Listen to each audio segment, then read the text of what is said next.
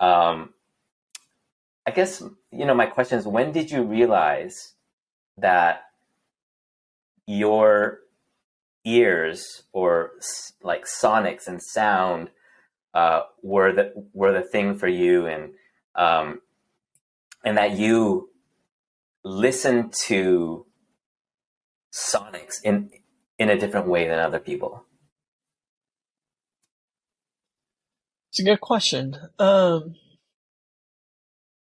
I'd say when I was 17 years old, I was buying a lot of records at the time because I was DJing at the local clubs and stuff. And I was always looking for really obscure stuff.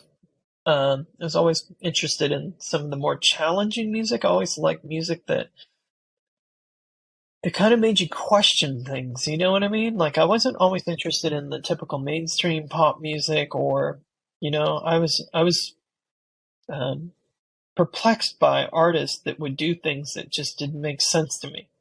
And I was always more intrigued by that. And I remember I inherited a record collection from my friend Tim Adams, who was a synthesizer tech here in Atlanta, who I would bring all my broken analog synthesizers I'd buy in these pawn shops, and I'd be like, "I'm sorry, man, I bought another one, and I don't know what's wrong with it." And I got to be really good friends with him. He would fix a lot of my synths, and he at that current time was moving out of his apartment, so he had a bunch of records. He was getting rid of about 6 crates of records that he had collected over the lifetime of him collecting vinyl. And I acquired this record collection. He donated it to me, which was very courteous of him. And I just was blown away. I didn't realize that there was so much advanced, interesting music that was happening 20, 30 years before what I was listening to right now. And it was kind of a turning point for me. So in that collection, I heard music from everyone from Herbie Hancock to Morton Subotnick to John Cage to Karl-Heinz Stockhausen. And these were all artists that I had not been familiar with.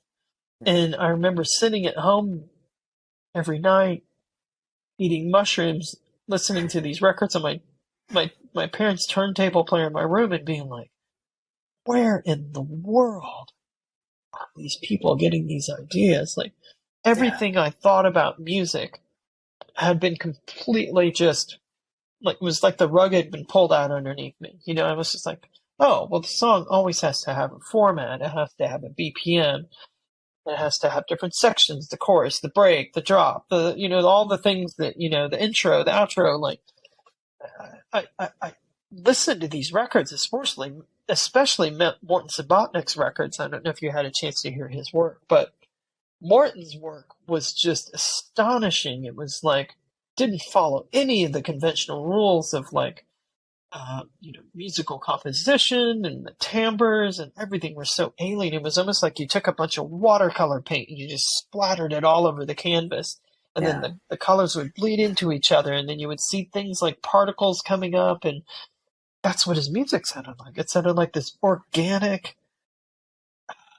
I have to describe it as very organic and unusual, and nothing ever repeated. It was just this. Yeah. Like, I remember when I heard Touch, another album he released on No Such Records, and that record, it was like a 23-minute track, and I remember just listening to that track, just being like, how in the world did he make this? This record was made 20 years ago on technology that was extremely crude, and like, compared to what we're using today, he was creating these extremely, infinitely complex timbres and gestures that were just puzzling to me. It was just like a mystery. So I became extremely intrigued by his work and wanted to study it more and understand what he was using. And I remember looking at the back of the album covers and seeing him working at Cal Arts with the Buchla 200 series system, Don Buchla's early modular 200 series analog systems. And I remember seeing these modular systems. They look like cockpits. Like these lights. Like, I guess the best way to describe it's like, it's kind of like mine over here. Oh wow. Um, Yeah. yeah, so it kind of looked like that. So you look at that, and you're just like, what in the hell? How do you make music with that? That looks Right. like just a complete mess of just wires and things. And it was the same thing. I looked Hmm. at the back of the record cover, and I was just like, how does that how does that create music? How Yeah. does he? It was just fast. It was just a it's something I had to find out for myself. I had to know. I had to research it. I had to understand Yeah. it and see what it was about this because I not heard up until that point. I'd never heard anyone make music like that, and it was a huge turning point for me in my career. And I knew at that point that I wanted to start investing in these type of systems, these open modular based systems to create music because it seemed like there was just no rules. There was no right or wrong way to do things, Yeah. and Yeah. I the was just gonna say spontaneity. that must have been wild for you coming from those traditional music lessons and learning that things had to be a certain way for them to be right when there is really no right. No, It's just you. It's you expressing yourself, you finding um, that place of joy of in the creativity without boundaries. And I think that must have been that must have been such a wild turning point for you.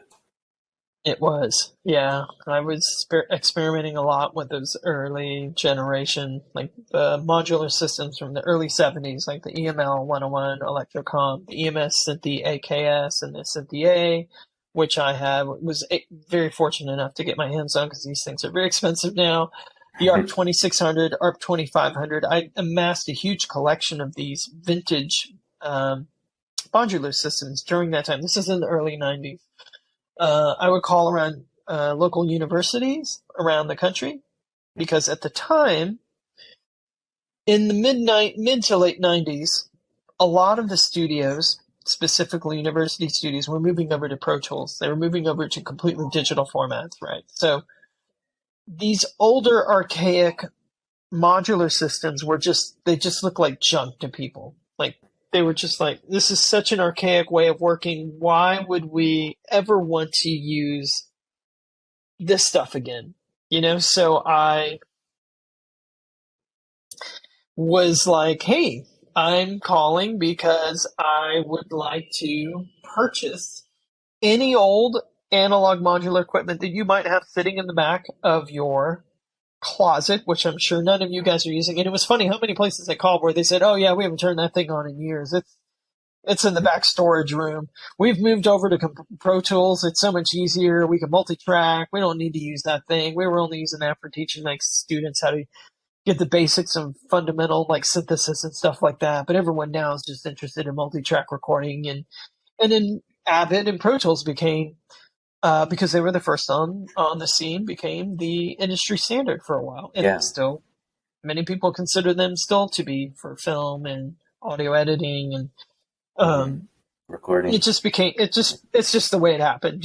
So I was really lucky, and then I was able to go in and call these places and buy these old vintage systems that they didn't want anymore at that time, and swoop them up. So I amassed a very large collection of those synths, and my main goal was to learn how to use these instruments and make music with them. That was primarily it.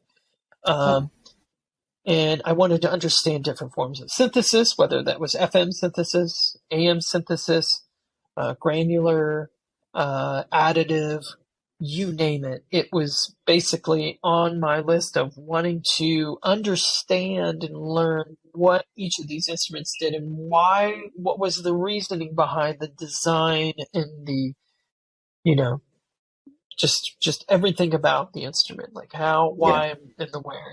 Like I wanted to know.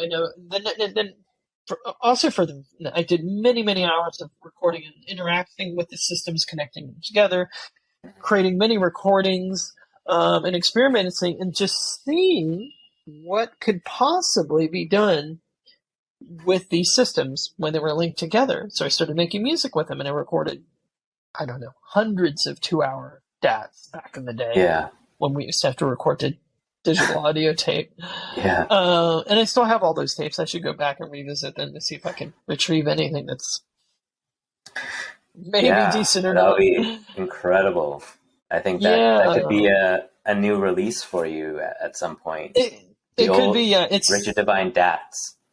that's yeah, exactly. Yeah, it was like a Renaissance period for me, sort of a period where I was just absorbing tons of information, learning tons of information. I was reading a lot. I had also bought several books at the time about modular synthesis. I bought Alan Strange's book. Also bought the Analog Synthesizer Handbook, which had a lot of the iconic synthesizers throughout time that were used on many hit records, and also obscure records. So kind of gave me a retrospective of like where these instruments came from and the time periods and like the technologies as they evolved. And so I was doing a lot of research into this.